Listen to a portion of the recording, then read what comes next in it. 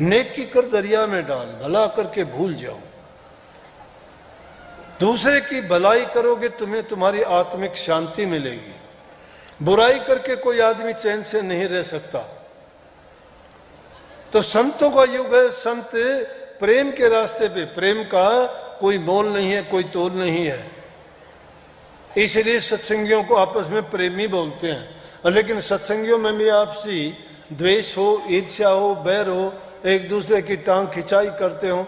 अरे तुम अगर किसी से मुकाबला करना चाहते हो तो ये मुकाबला करो ना, मैं इससे ज्यादा भजन करूंगा, इससे ज्यादा अच्छे नेक काम करूंगा, इससे अच्छा ज्यादा परमार्थ और परोपकार करूंगा, इससे ज्यादा मैं सेवा करूंगा। तुम अच्छा करने में दूसरे का प्रतिस्पर्धा करो, बुराई करने में नहीं। बुराई की ओर क्यों बढ़े जाते हो? बुराई करने वालों को ताकत मिलती है क्योंकि काल की शक्तियां, काल का शासन है, काल उनको ताकत देगा। लेकिन अच्छा करने वाले को ताकत सतगुरु देता है। जो गुरु की शरण में चले गए उनको गुरु शक्ति कब देगा? जब गुरु को याद रखोगे। गुरु को तो कभी भूलने से भी याद नहीं रखते। इसीलिए गुरु के गीत गाए गए। गुरु की कर हरदम पूजा, गुरु समान कोई देव न दूजा। गुरु चरण सेव नित करिए, तन मन गुरु आगे धरिए। गुरु ब्रह्म रूप धर आए, गुरु पार ब्रह्म गति गाए। गुरु सत्य नाम पद खोल्या, गुरु अलख अगम को तोल्या। गुरु रूप धरा राधा स्वामी, गुरु से बढ़ के नहीं अनाम। गुरु ब्रह्म रूप धरा है। क्यों कही इतनी बातें? कि गुरु सारे ही तो काम करता है। गुरु ब्रह्मा है, गुरु विष्णु है, गुरु महादेव है। गुरु तुम्हारा सुधारक है, गुरु माँ बाप है। गुरु तुम्हारा कल्याण करने वाला, तुम्हारा हित करने वाला, तुम्हें जीवन देने वाला, तुम्हारे बुराइयों से बचाने वाला, तुम्हारे पाप कर्मों को हरने वाला गुरु है। और कहीं ये सामान नहीं मिलता। गुरु के संग में ही आपको ये चीजें मिलती हैं। दुर्भाग्य उन लोगों का जो गुरु को नहीं जानते, गुरु को नहीं पहचानते। देह को गुरु मत मानिए। आप देह को गुरु मानते होंगे।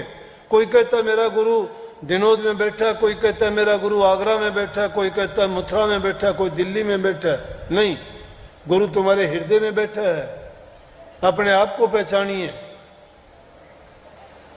गुरु तुम्हारे अंदर में बैठा है, उसको खोजिए। और वो नूरी गुरु है।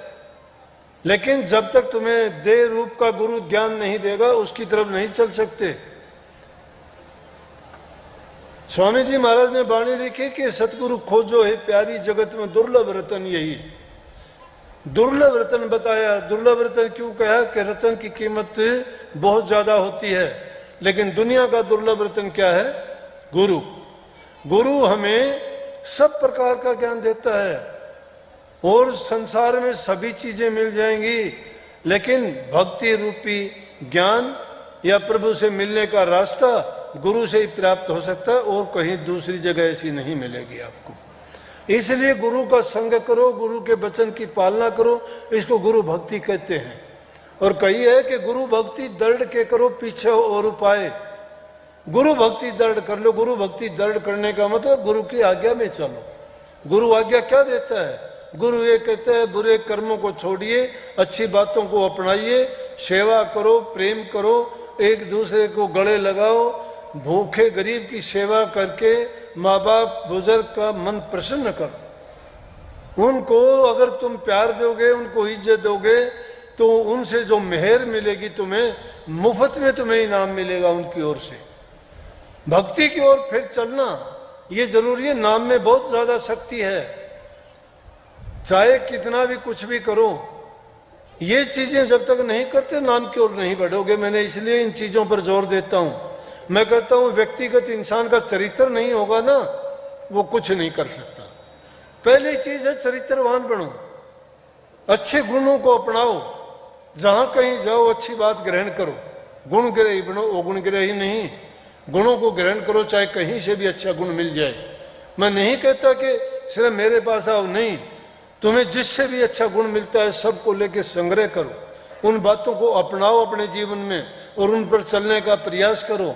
और धीरे धीरे करके, मैं तो एक बात बहुत साधारण सी कहा करता हूं, आप लोग सत्संगी हो, किसी ने 10 साल हो गए, किसी को 15, किसी को 20 साल नाम लिए होंगे, लेकिन इतना कुछ होने के बावजूद भी तब्दीली और बदलाव नहीं देखता मैं। इतना जरूर देखता हूं कि कुछ कुछ बुराइयां छोड़ी। जैसे ये खुशी की बात है कि कोई भी बीड़ी सिगरेट पान तंबाकू हमारी संगत में नहीं लेता। और क्यों? मैंने अपने जीवन में मैंने इन चीजों का सेवन किया, लेकिन जब मैं गुरु गद्दी पर आया तो मैंने एक प्रण लिया कि मैं जो बुराई थी, मैं बुराई है, मैं छोड़ूंगा, उनसे भी छुटवाऊंगा। अब मैंने उसको सबके लिए जरूरी कर दिया। अब संगत में कोई बीड़ी सिगरेट भी नहीं पीता, बहुत अच्छी बात है।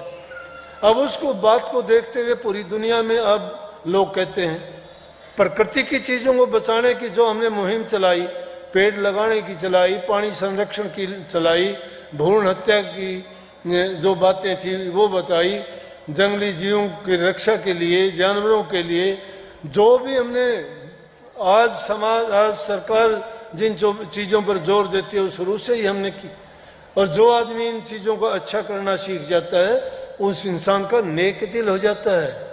और परमात्मा तो खुद कहते हैं निर्मल मन सोई जन मोए भावा, कि जिस इंसान का निर्मल मन है मुझे वो ही अच्छा लगता है, मैं वहीं पर वास करता हूं। मुझे ढूंढने की कोशिश करो तो उन भक्तों के दिलों में जाके देखो जो नेक इंसान से नेकी करते हैं, भलाई करते हैं, मैं उनके हृदय में बैठा रहता हूं। सबसे बड़े भगत बताए उन्होंने, कहता है पूरी सृष्टि मैंने पैदा की है, उनमें बड़े बड़े ज्ञानी हैं, ताकतवर हैं, बलवान हैं, राजे महाराजे हैं, लेकिन वो चीज कौन काम की? परंतु ये चीज सोच के कि मेरे से नहीं होती, मैं कमजोर हूं, मेरी ये उम्र होगी, घबराने की बात नहीं है। नेकी के रास्ते पर इंसान कभी भी चल ले बहुत कुछ कर जाता है। दूसरे ऐसे लोगों को देखा करो जिन्होंने ऐसे ऐसे काम कर दिए, तो हम क्यों नहीं कर सकते? हम भी इंसान हैं। सारी चीजें परमात्मा ने हमें भी भरपूर दी हैं, सर्व अंगों से संपन्न है, ज्ञान बुद्धि विवेक विचार है, और सभी वस्तुएं जो हमें जरूरत है वो मिली हुई है। फिर हमें क्यों कमी? किस बात की कमी? तो कहता हूं कि इतने इतने साल हो गए, क्यों नहीं करते भाई? एक बच्चे को विद्यालय में बैठाते, पहली क्लास वाला एक साल में अगली क्लास में हो जाता है, 2 में, 2 वाला 3 में, 3 वाला 4 में होना चाहते हैं वो। पुलिस में लग गया, सिपाही से हवलदार, हवलदार से थानेदार, डीएसपी एसपी बनना चाहता है, प्रमोशन होता है उनका, सीनियर होते चले जाते। आप सीनियर होके जूनियर कैसे होते जा रहे हो? जो जो बढ़ते जाते हो नाम की कमी कैसे आती जा रही है? और सिर्फ तुम्हारे सुधार से कुछ नहीं होगा ये और बताऊं, अपने परिवार को सुधारो, अपने बच्चों को घर बैठा के अच्छी शिक्षा दिया करो।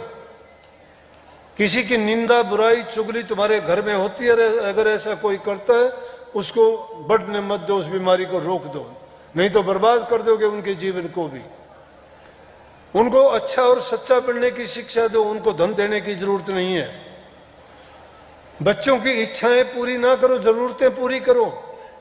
इच्छा तो पता नहीं क्या क्या उठा लेंगे, लेकिन जरूरत पूरी करो। उनको जिस चीज की जरूरत है, उनकी इच्छाएं, वो अगर कहता है कि आज ये पूरी करो, आज मुझे मोबाइल चाहिए, आज मोटरसाइकिल चाहिए, आज कार चाहिए, मुझे ऐसे कपड़े ऐसे जूते चाहिए, वो जरूरी जरूरत की चीजें दीजिए। लेकिन उनकी इच्छा बढ़ती जो जाती है उन पर रोक लगाइए, उनके ऊपर नजर रखिए, क्या करते हैं, कहाँ जाते हैं, क्या पढ़ते हैं, उनकी संगति क्या है। संगति बर्बाद कर देती है इंसान को। बुरी संगति में मत बैठने दिया करो। नेक जगह में जाते हो तो कोई खतरा नहीं है, अच्छाई लेके आएंगे। लेकिन अगर संगति जिस बच्चे की बुरी होगी वो कभी सुधर नहीं पाएगा। फिर उनको गलत आदत, एक गलत बच्चा बहुत बच्चों को खराब कर देता है।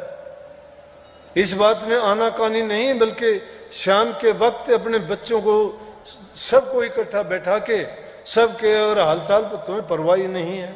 तुम कहाँ रहते हो, तुम्हारे बच्चे कहाँ रहते हैं, वो कहाँ जाता है, मोटरसाइकिल उठाया चल दिया कहीं का कहीं, क्या पीता है, क्या खाता है, किसके पास बैठता है, नहीं पता तुम्हें।